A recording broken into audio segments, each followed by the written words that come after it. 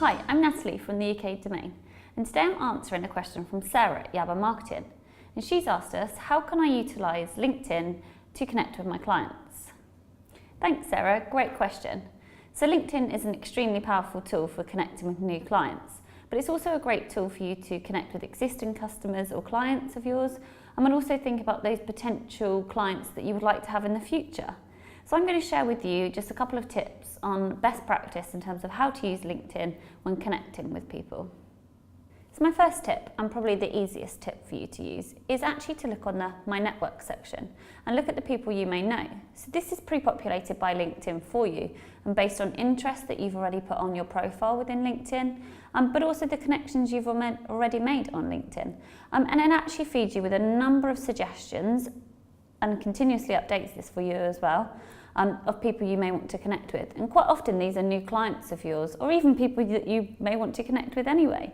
So do take the time to have a look at this quite regularly and make sure that you are connecting with everybody that you want to. My second tip would be to actually make sure that you personalise your connection requests. So when you connect with one of your new clients on LinkedIn, just make sure that when you hit that connect button, you choose the option to add a note. This way you personalise the message, making it more personable, and actually explain to somebody why you want to connect with them in the first place. People are so used to being inundated with LinkedIn requests from people they may not know.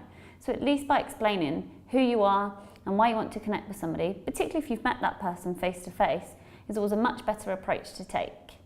I'm going to show you an example of how I would make a connection request, and Sarah, I'll be sending you a connection request now. Just remember, it's a good idea to keep that connection request message really short and simple, but make sure there's enough context in there to explain why you are connecting in the first place. And then tip number 3, it's really around optimising your profile. Optimising your profile is really important on LinkedIn because LinkedIn actually, you probably don't realise, is actually quite limited in terms of people you can connect with. So actually the people you see on a LinkedIn free account are only really your first and second degree connections. And basically they are people you're either connected to or the people you're connected to's connections. So to make sure that you can see as many people as possible on your free LinkedIn account, make sure that you optimise your profile. Make sure that your job title, for example, is up to date. It's surprising how many people don't have that. Make sure all of your experience is listed, and within those experiences, make sure that you've actually listed certain things that you do within those jobs. And actually the current job that you have is listed and still says you're working there. Make sure that you've got your education. You never know. People that you went to school with, university with, college with, whatever it may be, actually may be people that you're interested in, or they may be connected to your new clients as well.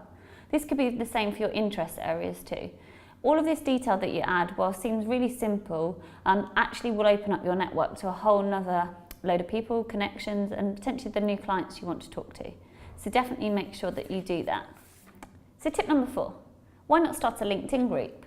LinkedIn groups are a great way of not only connecting with your existing clients and your new clients, but also allowing them to connect with one another. There's lots and lots of advice out there from LinkedIn in terms of how to create a group and best practice for groups.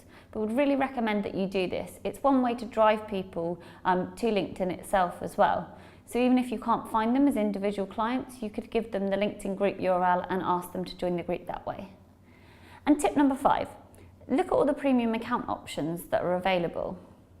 So there are many premium account options available on LinkedIn, and it doesn't have to be expensive.